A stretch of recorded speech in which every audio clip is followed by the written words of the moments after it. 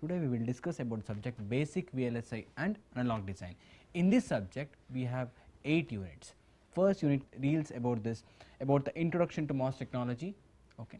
Second unit, fabrication process, electric properties of MOS circuits, basic circuit concepts, design rules and scaling, combinational circuit designs, sequential MOS logic design, advanced CMOS logic, and then RF and passive IC components. Coming to this first unit, introduction to MOS technology. In this subject, we will deal about this. We will start with the introduction to IC technology here. Then we will go on with the IC era, followed by MOS and related VLSI technologies, followed by basic MOS transistor, how exactly a transistor works, the construction and working of this MOS transistors. In the MOS transistor, enhancement and depletion mode transistor operations, both, and we will deal with this NMOS and PMOS devices. Then we will have a look on this MOS circuit symbols.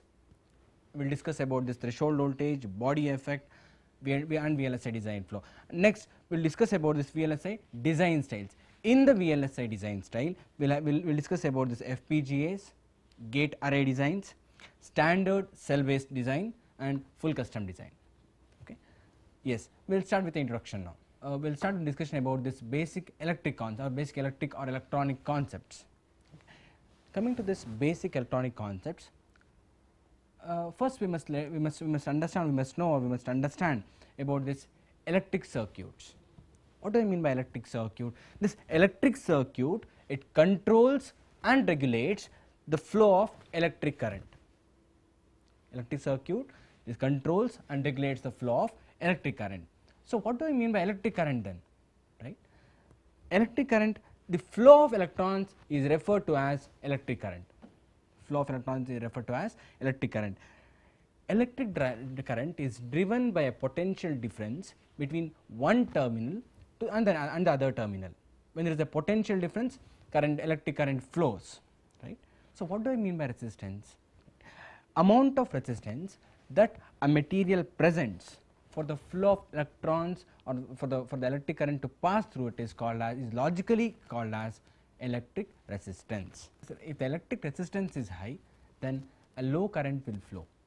Okay. Higher the resistance, lower the current flow, and higher the voltage, higher the current flow. This is how the logic works here. For the flow of electric current, we should have electrical circuit. Okay. This electric circuit is made up of a number of elements, just like resistance, capacitance, filters, diodes, transistor.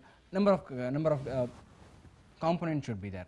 And for this discussion point of view, we will discuss about this resistors, capacitors, diodes, and transistors. Okay. Both these transistors and diodes, they are made up of semiconductor materials. Transistor will act as a switch as well as an amplifier, and diodes, it allows the flow of current only in one half cycle of the negative AC supply. It will blocks the current flow of current in the other half of the supply.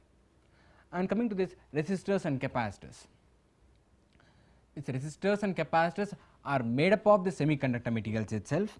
What do I mean by IC? IC is nothing but IC is nothing more than a number of these components connected together as a circuit, all formed on one single substrate. Okay.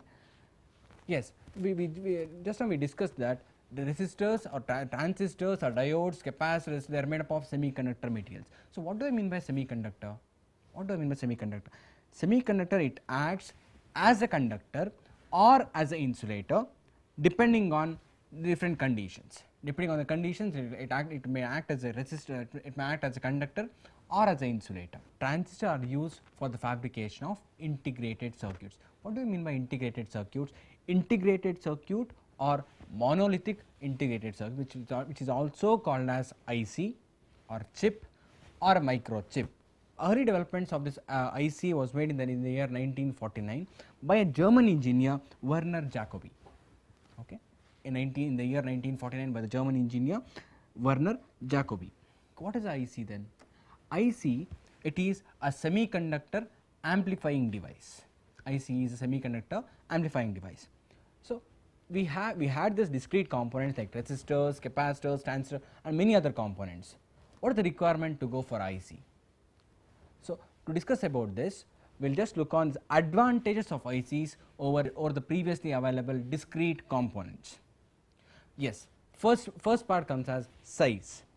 ICs will occupy size in terms of micrometers, whereas if I use discrete components for the same circuit, will consume area in terms of either in terms of millimeters or in terms of centimeters. Coming to the factor of the speed and power, ICs occupies a very lesser area which yields higher speed and low power consumption. ICs are physically smaller and ICs offers improved performance even at very high temperatures and even at higher temperatures also. Okay. Then when I say I am going for IC, I am using an IC for my electronic circuit, immediately we will go for silicon. So why silicon? We have other semiconductors also, because ICs are made up of semiconductor materials. So why only silicon? You would have gone for the other materials like germanium or gallium arsenide or some other semiconductor materials. Why silicon will be our question. Silicon is abundantly available just in the form of sand, and it is very cheap to process. Silicon can operate at a higher temperature, so it is one of the main advantage. Silicon can operate in higher temperatures also. Okay. Silicon gives a stable oxide which is called as silicon dioxide, okay, which acts as an insulator in between two different layers. And the points are, it is very easy to fabricate and very small leakage current. Silicon offers a very small leakage current. Then silicon has a perfectly lattice structure, okay, and silicon offers a greater power handling when compared to other semiconductor materials. These are the advantages of silicon over the other semiconductor materials. Hence, we will use silicon in the manufacturing and fabrication of ICs. Classified into many types, into 4 different types actually. Right? Classification of ICs is based on 4 different factors. That is application. The first one is application. ICs are classified based on application, based on fabrication technique, technology, and device count. Coming to the first point, coming to the classification of IC based on these applications, ICs are classified as linear, digital, and mixed ICs. Linear IC means ICs will use only analog signals in design. It is called as linear ICs. If you use digital signals, it is called as digital ICs. If you use both analog and digital signals for an IC, it is called as mixed signal IC. Okay. Next, based on the fabrication techniques, ICs are classified as monolithic ICs and hybrid ICs. Monolithic ICs means all active and passive components are fabricated in the chip itself. It is called as monolithic ICs. If what is hybrid ICs? Hybrid IC means ICs are fabricated by interconnecting number of components through metallization or by using wire bonds. It is called as hybrid ICs. Coming to the classification of ICs based on device count, ICs are classified as small scale integrated circuits, medium scale integrated circuits, large scale integrated circuits, VLS, that is very large scale integrated circuits, and ultra large scale integrated circuits. In the case of small scale integrated circuits, number of gates present in the ICs are less than 12, whereas in case of medium scale IC it is from the range of this 12 to 19 or 12 to 100 I can say. Coming to the look on the considering this large scale integrated circuits, ICs are made up of 100 to 1000 or 10,000 logic gates. VLSIs are made up of 10,000 to 1 lakh logic gates. In the case of ULSI, this ULSI ICs are made up of almost greater than 1 lakh I can say. This scientist Gordon Moore, he was working for Fairchild Semiconductors. He noticed a trend in IC semiconductor manufacturing process, and he published his work in the year 1965, which is very clearly known for us as Moore's law. So what he published in his work, it means he published as for every 2 years the number of components on an area of silicon will get doubled. was a statement given by Mr. Gordon Moore. His predictions was almost for 10 years into the future. This is the graph of this Moore's law based on density. Gordon Moore predicted that number of transistor in an IC chip in an integrated circuit doubles for every 18 to 24 months. Let us observe some of the factors that contributes to the Moore's law. First, or the main important or the key factor that contributes to Moore's law is manufacturers. They wish to keep up with the law. Moore's law are manufacturers, they wish to keep up with the law, first point.